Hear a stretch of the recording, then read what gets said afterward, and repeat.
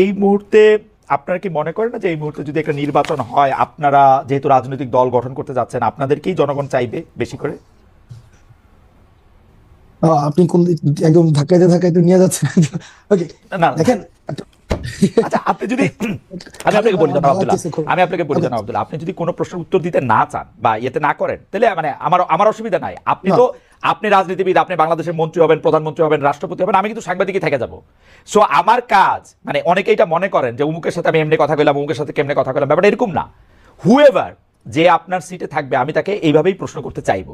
তো আপনি যদি মনে হয় যে প্রশ্ন আপনি দিবেন না, তাহলে আপনার মনে হয় না যে আপনি এখন নির্বাচন করলে বেশিরভাগ মানুষ আপনাদেরকে চাইবে, গণতান্ত্রিকভাবে আপনারা আসলে দেশ চালাবেন? দেখেন নির্বাচন, দেখেন আমি এই প্রশ্নের মানে একদম যে কনক্লুসিভ কোন উত্তর দিচ্ছি না, বাট আমার যেটা ধারণা, আপনি বলেছেন যে রাজনীতিবিদ, আমরা হচ্ছে এই জায়গায় মানে একটা হচ্ছে অভ্যুত্থান কেন্দ্রিক একটা রাজনীতি বা অভ্যুত্থান কেন্দ্রিক একটা বিষয়, আর একটা হচ্ছে যে পরবর্তীতে ভোট কেন্দ্রিক যে পলিটিক্স, এই দুটা ডাইমেনশনের পার্থক্য রয়েছে। আমাদের সাংগঠনিক স্ট্রাকচার রয়েছে, একটা সাংগঠনিক এক ধরনের কর্ম ইভেন্ট রয়েছে। তো সেই জায়গাতে কিন্তু আমরা এখনো পর্যন্ত কি আপনাকে বুঝতে হবে আমরা কোনো রাজনৈতিক দল কিনা। রাজনৈতিক দল হলে সেটা সাংগঠনিক স্ট্রাকচার থাকবে, সাংগঠনিক ম্যানিফেস্টো থাকবে, সেটা ভিশন থাকবে, অ্যাসপাইরেশন থাকবে, মানুষ সেটাকে অ্যাটাচ করতে হবে। তখন হচ্ছে এই যে নির্বাচনে আমরা আসবো কি আসবো না সেই আলাপটা আসবে। এর আগ পর্যন্ত ওই আলাপ যে যে আসবো কি আসবো না সেই আলাপটাকে আমি মনে করছি না সেটা প্রাসঙ্গিক।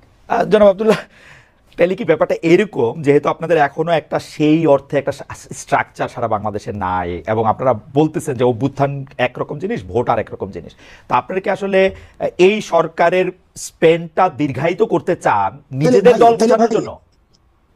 না ভাই, তাহলে কি আপনার বিষয়টা কি এমন দাঁড়াইলো যে আমরা ইতিমধ্যেই মানে বৈষম্যবিরোধী যে ছাত্র আন্দোলন বা বৈষম্যবিরোধী আন্দোলন, বিষয়টা কি আপনি কি এভাবেই দেখছেন যে এটা বাংলাদেশে অন্যান্য যে ক্রিয়াশীল রাজনৈতিক দলগুলো রয়েছে সেই রাজনৈতিক দলগুলোর একটা মানে আমরা একটা নতুন একটা রাজনৈতিক দল, আপনি কি এভাবেই দেখছেন? আমি তাই দেখছি, কারণ আপনারা তো রাজনৈতিক দল করবেন, অর্থাৎ আপনাদের যে জাতীয় নাগরিক শক্তি আছে এবং বৈষম্যবিরোধী ছাত্র আন্দোলনে যারা আছেন তাদের মধ্যে অনেকে এরকম একটা ধারণা দিয়েছেন যে আপনারা আসলে আগে রাজনৈতিক দল হোক, কিন্তু আপনাকে একটা স্পষ্ট করতে চাই, বৈষম্যবিরোধী ছাত্র আন্দোলনের আহ্বায়ক হিসেবে বৈষম্যবিরোধী ছাত্র আন্দোলন কোন রাজনৈতিক প্ল্যাটফর্ম না।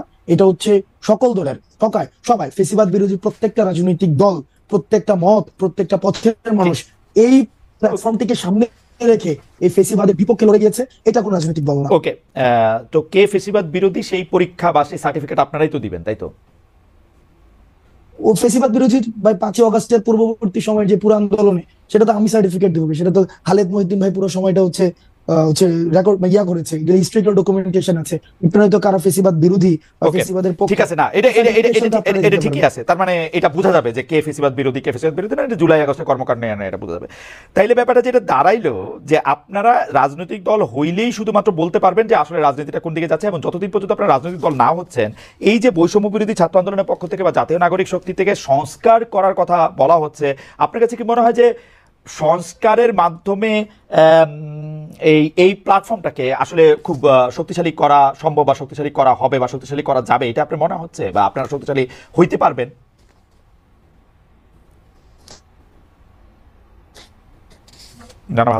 এই প্ল্যাটফর্মটা অলরেডি শক্তিশালী, কারণ এই প্ল্যাটফর্মটা হচ্ছে, আমাকে শুনতে পাচ্ছেন? স্পষ্ট স্পষ্ট, হ্যাঁ। Am I properly audible? স্পষ্ট স্পষ্ট, হ্যাঁ স্পষ্ট, হ্যাঁ বলেন। Okay fine. এই প্ল্যাটফর্মকে আর শক্তিশালী করার কিছুই নেই, কারণ এই প্ল্যাটফর্ম অলরেডি শক্তিশালী। এই প্ল্যাটফর্ম শক্তিশালী হচ্ছে বলেই হচ্ছে আমরা একটা, আপনার ভাষায় যারা হচ্ছে সংবিধানকে হত্যা করেছে, যারা হচ্ছে যার ফাঁসি হওয়া উচিত এই হত্যার জন্য, আমরা তাদেরকে পতন করতে পেরেছি। এবং এই প্ল্যাটফর্মটা হচ্ছে সকল, আমি আবারও বলছি, ফেসিবাদ বিরোধী প্রত্যেকটি রাজনৈতিক দলের সবার অংশগ্রহণ ছিল, আমরা সেটাকে কোঅর্ডিনেট করেছি। সুতরাং এটা শক্তিশালী হওয়ার কিছুই নেই, এটা অলরেডি আপনি তো সাহিত্যের ছাত্র, কিন্তু ঢাকা বিশ্ববিদ্যালয়ের ইংরেজি বিভাগের ছাত্র হিসেবে আপনাকে আসলে প্রচুর কম্পিটিশনের মধ্যে দিয়ে নিজের মেধা অনেকভাবে প্রমাণ করে আসলে আপনাকে এইটার মধ্যে আসতে হয়েছে। তো সুতরাং আপনি নিশ্চয়ই বিষয়গুলি জানেন যে একটা বস্তুর শক্তি যদি আর অর্জন করা না থাকে, তখন এই শক্তিটা ক্ষয় হইতে থাকে। তো আপনি কি সেটা রিস্ক নিচ্ছেন না যে এইটা আজকে যেরকম শক্তিশালী আছে, নির্বাচনটা যত পিছিয়ে যাবে তত আপনাদের এই শক্তি ক্ষয় হতে থাকবে? নাকি আপনারা বড় কোনো একটা গোষ্ঠীর সাথে একটা গাঁটছড়া বাঁধতে চাচ্ছেন, অর্থাৎ হয় বিএনপি নাইলে জামাত, ওরকম কোনো কিছু কি আপনাদের মাথায় আছে যে আপনারা জাস্ট একটা? খালেদ ভাই, যে নির্বাচন কমিশন আপনার 24, 18 এবং 14 মতো ইলেকশন আয়োজন করে, যে পুলিশ যে পুলিশি ব্যবস্থা, যে স্টেট প্রত্যেকটা মানে কি বলা যায় প্রতিষ্ঠান এখনো পর্যন্ত প্রপারলি ফাংশন করতেছে না, এটা তো ট্রু। এটা তো এখানে সুগার কোটেড ল্যাঙ্গুয়েজ ব্যবহার করা মানে মানে কোন ইয়া না যে আমার এখানে গভর্নমেন্টকে আমার ইয়া করতে হবে, অনেক বেশি হাইপে তুলতে হবে হাসিনার মতো, যে গভর্নমেন্ট পারতেছে। এটা তো ট্রু, প্রপারলি ফাংশন করতেছে না।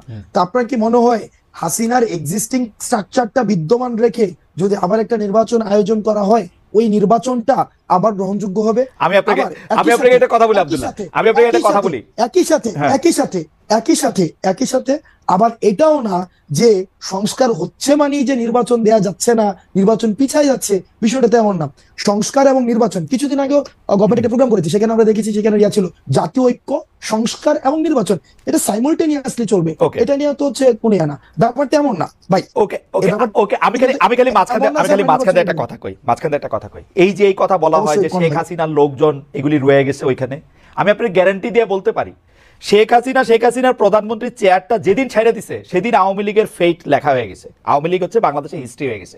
শেখ হাসিনা এটা খুব ভালো করে জানতো বলেই হয়ে গেছে বলতে আপনি তাহলে একটা চলেন আমরা কনক্লুশনে যাই, মানে হিস্ট্রি হয়ে গেছে না, আমার বলতে দেন, জানতো বলেই বাংলাদেশের ইলেকশনে শেখ হাসিনার পক্ষে আর ম্যানিপুলেশন করা সম্ভব না। আমরা তো এইটাই চাইছিলাম যে শেখ হাসিনা ক্ষমতাটা ছেড়ে দিয়ে একটা ইলেকশন দিয়া দেখুক। এত বড় বড় আওয়ামী লীগের কথা বলে, এটা ইলেকশন ক্ষমতা ছেড়ে একটা ইলেকশন দেখ, চেয়ার থেকে নামে একটা ইলেকশন দেখ। শেখ হাসিনা এখন চেয়ারে নাই বইলেই আমি এটা গ্যারান্টি দিতে পারি যে বাংলাদেশের ইলেকশনে যদি সরকার না চায়, অর্থাৎ হাসনাত আব্দুল্লাহ গিয়ে সরকারকে বুঝায় আসবে যে ভাই আমরা নির্বাচন করতেছি, তোমরা আমাদের কিছু বলবা না, সরকার না চাইলে নির্বাচন ম্যানিপুলেটেড করা সম্ভব না। সরকার যদি নিরপেক্ষ হয়, নির্বাচন নিরপেক্ষ হবে, অ্যাজ সিম্পল অ্যাজ দ্যাট। এটা হাসিনার লোকই থাকুক আর যার লোকই থাকুক।